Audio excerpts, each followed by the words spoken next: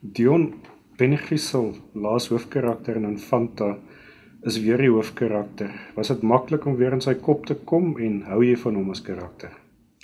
Dit was maklik om weer in Benny se kop te kom.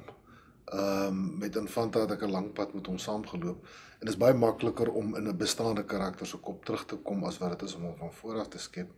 Ek hou baie van Benny Griesel. Hy's 'n ou wat die dinge om hom laat gebeur, wat spontaan is, wat dikwels vir my as skrywer vat na plekke toe waar ek nie vermoed het ons sal gaan nie.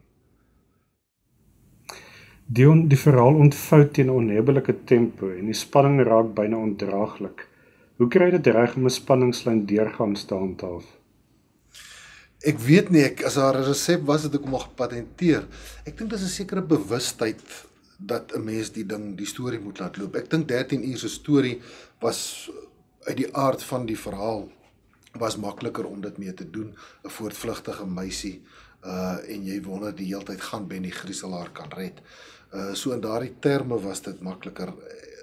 Soos ek sê, ek dink dis 'n bewustheid van wat besig is om te gebeur, 'n sekere begeerte om die spanning hoog te hou. Meer as dit kan ek nie sê nie.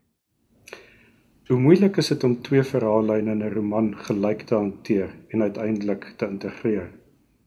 Dis vir my makliker om twee verhaallyne te hanteer as net een. Byvoorbeeld Onsigbaar was daar net een verhaallyn en dit is al wat jy het om mee te werk om jou spanningslyn hoog te hou. Twee verhale gee jy die geleentheid om van die een na die ander te beweeg, veral as jy meer karakters ook het. Onsigbaar was 'n eerste persoon verteller, 13 uur is weer 'n derde persoon verteller en dit maak dit baie makliker om daarmee te werk. Dion, die Afrikaanse musiekbedryf word besonder oortuigend in die roman uitgebeeld. Watter tipe navorsing het jy daarvoor gedoen?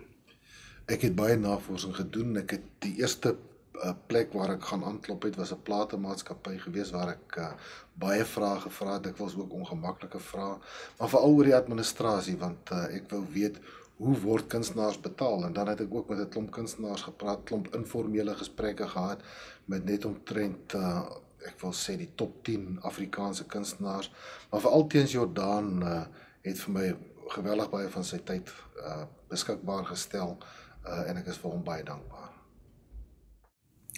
Die struktuur van 13 uur, veral wat betref die tydsaspek, verskil baie van jou vorige boeke. Was dit vir jou uitdaging om in amper se werklike tyd te skryf? Ek dink dit was die grootste uitdaging van die boek gewees. En dit was harde werk. Ek het veral nie na die einde toe. Jy weet die grootste probleem was om die storie in te pas in net 13 uur, want ek het vooraf besluit dit moet 13 uur wees, omdat die syfer 13 so 'n gelaaide syfer is.